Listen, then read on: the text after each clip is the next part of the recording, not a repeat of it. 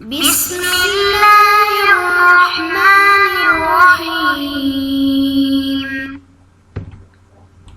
بسم اللہ الرحمن الرحیم۔ السلام علیکم ورحمۃ اللہ وبرکاتہ۔ عزیز طلباء، امید ہے بخیر و عافیت ہوں گے۔ تفسیر جلالین سورۃ المائدہ سبق نمبر 235 کے ساتھ آپ کے سامنے حاضر ہیں۔ عزیز طلباء، آج کا سبق انشاءاللہ لیس علی الذین آمنوا وعملوا الصالحات سے لے کر آیت نمبر 94 علیم تک ہوگا۔ تو آئیے عزیز طلباء سبق کی ابتدا کرتے ہیں۔ اعوذ باللہ من الشیطان الرجیم، بسم اللہ الرحمن الرحیم۔ لیس علی الذین آمنوا وعملوا الصالحات جناح فیما طعموا۔ ترجمہ دیکھیے عزیز طلباء،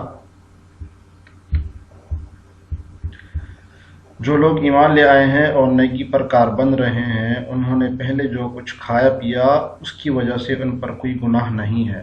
لیس علی الذین، نہیں ہے کوئی گناہ، علی الذین آمنوا، جو ایمان لائے ہیں اور جنہوں نے نیک اعمال کیے، جناح کوئی گناہ، فیما طعموا، جو انہوں نے کھایا ہے، اذا ما اتقوا وآمنوا وعملوا الصالحات، بشرطے کہ وہ آئندہ ان گناہوں سے بچتے رہیں اور ایمان رکھے، وعملوا الصالحات، اور نیک عمل کرتے رہیں۔ ثم اتقوا وآمنوا، پھر جن چیزوں سے آئندہ روکا جائے ان سے بھی بچا کریں، وآمنوا، اور ایمان پر قائم رہے، ثم اتقوا واحسنوا، اور اس کے بعد بھی تقوی اور احسان کو اپنائیں، واللہ یحب المحسنین، اللہ احسان کرنے والوں سے محبت کرتا ہے۔ اس طلباء، ان آیات کے شان نزول کے بارے میں یہ بیان کیا جاتا ہے کہ جب شراب حرام نہیں ہوئی تھی، تحریم سے پہلے جنہوں نے حرمت سے پہلے جن لوگوں نے شراب پی تھی ان کا کیا ہوگا۔ تو شراب کی حرمت کا جو حکم تھا نازل ہونے کے بعد صحابہ کرام کے ساتھ فکر لاحق ہو گئی کہ جنہوں نے شراب پی ہے ان کا کیا ہوگا۔ اور کچھ صحابہ ایسے تھے جو غزوہ احد کے دن شراب جنہوں نے پی اور لڑے اور شہید ہو گئے، تو پھر بعد میں شراب کی حرمت نازل ہو گئی۔ تو انہوں نے رسول اللہ صلی اللہ علیہ وسلم سے سوال کیا کہ ہمارے جو بھائی تحریم شراب کی حرمت سے پہلے شراب پیتے رہے ہیں اور جو جوئے کا مال کھاتے رہے ہیں اور مر گئے ہیں، ان کا کیا حال ہوگا۔ تو اس پر یہ آیت نازل ہوئی کہ لیس علی الذین آمنوا وعملوا الصالحات جناح فیما طعموا، کہ جو ایمان لائے جنہوں نے نیک عمل کیے ان پر کوئی گناہ نہیں ہے جو انہوں نے کھایا، یعنی شراب پی یا جوئے کا مال کھایا، ان پر کوئی گناہ نہیں ہے، بشرطے کہ وہ محرمات سے بچتے رہے ہوں، نیک عمل کرتے رہے ہوں۔ یہ شرط ہے اس آیت میں۔ تو اس بات کی وضاحت پھر آ گئی کہ جن لوگوں نے شراب کو حرام قرار دی جانے سے پہلے شراب پی یا جوا کیا ہو، اس پر کوئی گناہ مواخذہ نہیں، بشرطے کہ شراب کو حرام قرار دی جانے سے پہلے ایمان لائے ہوں اور یقین بھی رکھتے ہوں کہ اللہ تعالیٰ قادر مطلق ہے۔ یہ شرط لگائی ساتھ میں۔ اور شراب کی حرمت کے بعد تو صحابہ کرام نے تاریخ قائم کر دی تھی۔ حضرت انس رضی اللہ عنہ فرماتے ہیں کہ میں، ابو طلحہ، ابو عبیدہ بن جراح اور معاذ بن جبل اور ایک دو صحابی اور یہ ہم شراب پی رہے تھے اور میرے ہاتھ میں شراب کا پیالہ تھا اور بھر بھر کے دوسرے کو دے رہے تھے، تو کسی نے آواز لگائی کہ الا ان الخمر قد حرمت، کہ شراب حرام ہو گئی۔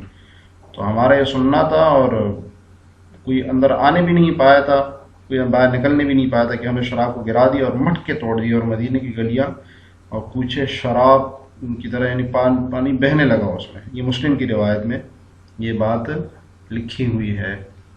یہ اب تفسیر دیکھیں، لیس علی الذین آمنوا، ہم نے آپ کو اس کا شان نزول بتا دیا، وعملوا الصالحات جناح فیما طعموا، کیا مطلب فیما طعموا، جو انہوں نے کھایا، ای اکلوا من الخمر، جو شراب انہوں نے کھائی پی، والمیسر، اور مال کھایا جوئے کا، قبل تحریم، کب، ان دونوں چیزوں کی حرمت سے پہلے، اذا ما اتقوا، بشرطے کہ جب وہ بچتے رہے ہوں، تقوی اختیار کیا ہو انہوں نے، المحرمات، یعنی حرام کردہ چیزوں سے، وآمنوا وعملوا الصالحات ثم اتقوا وآمنوا، پھر وہ بچتے رہے ہوں اور ایمان لائے ہوں، ای ثبتوا علی التقوی والایمان، یعنی تقوی پر ثابت قدم رہے ہوں اور ایمان پر ثابت قدم رہے ہوں۔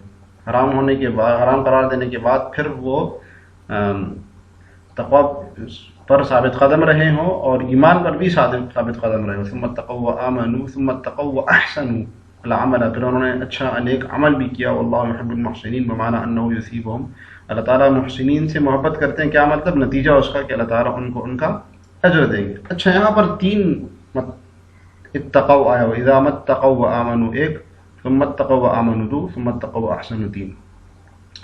تو اذا متقوا وآمنوا اس کا مطلب تو یہ ہے کہ کفر سے بچتے رہے ہوں، ٹھیک ہے۔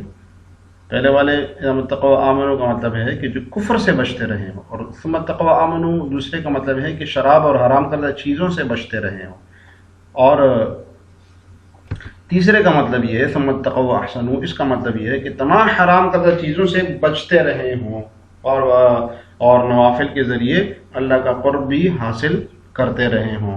تو علامہ قرطبی نے اس کی تصریح بھی کی ہے کہ یہ جو اتقاء اول ہے ثم اتقوا اذا متقوا وآمنوا، اس سے مراد جو تصدیق قلبی والا یعنی جو کفر سے بچنے والا ہے وہ مراد ہے۔ صاحب جلالین نے اس کو محرمات یعنی عام حرام چیزوں سے بچنا مراد لیا ہے، اور دوسرے والے سے انہوں نے اس کے اوپر ثابت قدمی مراد دی ہے، اور تیسرے والے سے انہوں نے نیک عمل مراد دیا ہے۔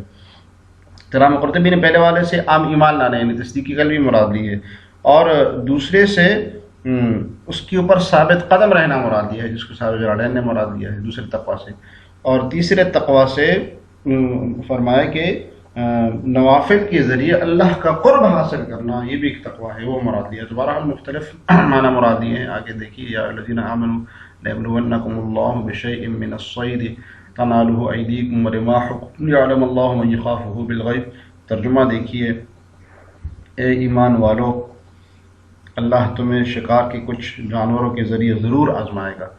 لَيَبْلُوَنَّكُمُ اللَّهُ، اللہ تعالیٰ تمہیں ضرور آزمائے گا، بِشَيْءٍ مِّنَ الصَّيْدِ، شکار کی کچھ جانوروں کے ذریعے، تَنَالُهُ أَيْدِيكُمْ وَرِمَاحُكُمْ، جو تمہارے ہاتھوں اور تمہارے نیزوں کی زد میں آ جائیں گے۔ لِيَعْلَمَ اللَّهُ، کیوں؟ تاکہ وہ یہ جان لے مَن يَخَافُهُ بِالْغَيْبِ، کہ کون ہے جو اسے دیکھے بغیر بھی اس سے ڈرتا ہے۔ وَمَنِ اعْتَدَىٰ بَعْدَ ذَلِكَ، پھر جو شخص اس کے بعد بھی حد سے تجاوز کرے گا، فَلَهُ عَذَابٌ عَلِيمٌ، تو وہ دردناک سزا کا مستحق ہوگا۔ جی، یہ جو آیت ہے اس کے بارے میں صاحب جلالین نے بھی بیان کیا ہے۔ یہ آیت صلح حدیبیہ کے موقع پر نازل ہوئی، جب آپ علیہ السلام 1400 صحابہ کرام کے ہمراہ عمرہ کی غرض سے سفر پر تشریف لے گئے تھے، اور حدیبیہ کے مقام پر آپ نے پڑاؤ ڈالا تھا۔ پھر آپ نے حضرت عثمان رضی اللہ عنہ کو مکہ بھیجا تھا یہ خبر دینے کے لیے کہ رسول اللہ صلی اللہ علیہ وسلم عمرے کے ارادے سے مکہ تشریف لا رہے ہیں۔ تو حضرت عثمان کی واپسی کے انتظار میں حدیبیہ کے مقام پر چند روز صحابہ کرام کو ٹھہرنا پڑا نبی صلی اللہ علیہ وسلم کی معیت میں۔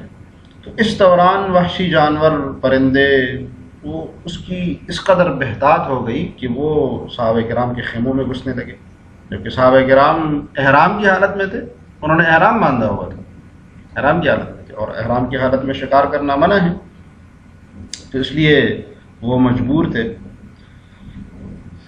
گویا ایسا ہی تھا جیسے کہ وہ ہفتے کے دن موسیٰ علیہ السلام کی قوم کو مچھلیاں پکڑنے سے منع کیا گیا تھا، تو مچھلیوں کی بہت زیادہ کثرت ہو گئی۔ تو وہی والی صورتحال یہاں پر ہو گئی۔ البتہ یہاں پر فرق یہ تھا کہ بنی اسرائیل وہ اپنے اس امتحان میں ناکام ہو گئے، اور صحابہ کرام اپنی آزمائش پر ثابت قدم رہے، اس لیے صحابہ کرام میں سے کسی نے بھی شکار نہیں کیا، اللہ تعالیٰ نے آزمایا۔ تو اسی آیت میں اس کا ذکر ہے، فرمایا الذین آمنوا لیبلونکم اللہ ای لیختبر، اللہ تعالیٰ تمہارا امتحان لے گا۔ کیا مطلب؟ ای لیختبرنکم، یعنی تمہارا اختبار امتحان کو کہتے ہیں۔ کیا مطلب؟ اللہ تعالیٰ تمہارا امتحان لیں گے؟ اللہ تعالیٰ امتحان لے سکتے ہیں کیا؟ مطلب یہ کہ امتحان والا معاملہ کر رہے ہیں تمہارے ساتھ، تمہارے اوپر شکاری طیور ہوش بھیج کر، بشیء یرسلہ لکم، کوئی ایسی چیز جو صفت کا بیان ہے، جی بشیء یرسلہ لکم، وہ بھیجے گا تمہارے لیے، صفت کا بیان ہے، من الصید، شکار میں سے، تنالوہ، پکڑیں گے اس کو، ای الصغار منہ، یعنی اس میں سے جو چھوٹے ہیں۔ یہ ایک فقہی مسئلے کی طرف اشارہ ہے کہ جو بڑے وحشی جانور ہوتے ہیں ان کا شکار جائز نہیں ہوتا، جو چھوٹے ہیں جیسے کہ تیتر، بٹیر وغیرہ ہو گئے، وہ آئیں گے تمہارے پاس۔ تو ہوتا تو معقول اللحم، جو بڑا جانور ہوتا ہے اس کو تیر سے دور سے مارا جاتا ہے، اور جو چھوٹا ہوتا ہے وہ قریب آ جاتا ہے اور اس کو ہاتھ سے بھی پکڑا جا سکتا ہے. تو یہاں پر وہ والے چھوٹے جانور آ رہے تھے جس کو ہاتھ سے بھی پکڑا جا سکتا تھا. ایدیکم، تمہارے ہاتھ اس کو پکڑ سکتے ہو، رماحکم، اور تمہارے تیر، الکبار منہ، ان میں سے جو بڑے تھے وہ بھی آس پاس آ رہے تھے. وکان ذلک بالحدیبیہ، اور یہ حدیبیہ میں ہوا. حدیبیہ وہ مقام تھا جہاں پر صحابہ کرام نے پڑاؤ ڈالا تھا. وہ محرمون، اور اس حال میں وہ حالت احرام میں تھے، عمرہ کے لیے آئے ہوئے تھے. فکانت الوحش والطیر تخشاہم فی رحالہم، تو وحشی جانوروں نے اور پرندوں نے ڈھانپ لیا تھا ان کے خیموں میں. رحال کی جمع خیموں کو کہتے ہیں. اب وجہ بتا رہے ہیں اللہ تعالیٰ کی، کیوں؟ لیعلم اللہ، تاکہ اللہ تعالیٰ جان سکی. علم ظہور، کہ وہی مشہور اشکال کا جواب ہے کہ کیا اللہ تعالیٰ کے علم میں نہیں ہوتے پہلے سے یہ کہ وہ بندے کے مجھ سے نہیں ڈرتے ہیں؟ اللہ تعالیٰ کے علم میں ہوتا ہے. علم کا ظہور فرما لیتے ہیں اللہ تعالیٰ. تو علم ظہور کا مطلب یہ ہے من یخاف بالغیب، کون ڈرتا ہے بندے کے اس سے. حال، یہ حال ہے بالغیب سے. اور ایک سوال کا جواب یہ ہے کہ بالغیب جو ہے یہ من موصولہ سے حال ہے، یخافہ سے حال نہیں. اگر یخافہ سے حال بنائیں گے تو پھر تو یہ لازم اللہ تعالیٰ کا غائب ہونا لازم آئے گا. ٹھیک ہے، اس لیے کون ہے جو ڈرتا ہے اس سے بندے کے، تو من موصولہ سے حال بن رہا ہے. ای غائباً، یعنی بندے کے غائب ہو کر، وہ بندہ غائب اللہ تعالیٰ نظر نہیں آ رہا اس کو، پھر بھی اس کو مانتا ہے، ڈر رہا ہے اس سے. لم یرہ، نہیں دیکھتا اس کو. فیجتنب الصید، اور پھر بھی اجتناب کرتا ہے وہ شکار سے. ومن اعتدى بعد ذلك، جو اس کے بعد سرکشی کرتا ہے. کس کے بعد؟ النہی عنہ، اس سے روکنے کے بعد، یعنی اس شکار سے روکنے کے بعد جو بھی سرکشی کرتا ہے، فصاد، اور پھر شکار کر لیتا ہے. فلہ عذاب علیم، تو اس کے لیے دردناک عذاب ہے. جس طرح بعض کے سبق سے متعلق سوال یہ کہ کیا احرام کی حالت میں شکار کیا جا سکتا ہے؟ یہ ہم نے ابھی پڑھا ہے، تو آپ اس کو ضرور کمنٹس میں لکھیے گا. جس طرح بعض کا سبق نمبر 235 ہم نے پڑھا، جو کہ لیس علی الذین آمنوا وعملوا الصالحات سے لے کر عذاب علیم تک تھا، آیت نمبر 94. دعا ہے کہ اللہ تعالی ہمیں تفسیر جلالین پڑھنے، سمجھنے اور اس پر عمل کرنے کی توفیق عطا فرمائے. السلام علیکم ورحمۃ اللہ وبرکاتہ.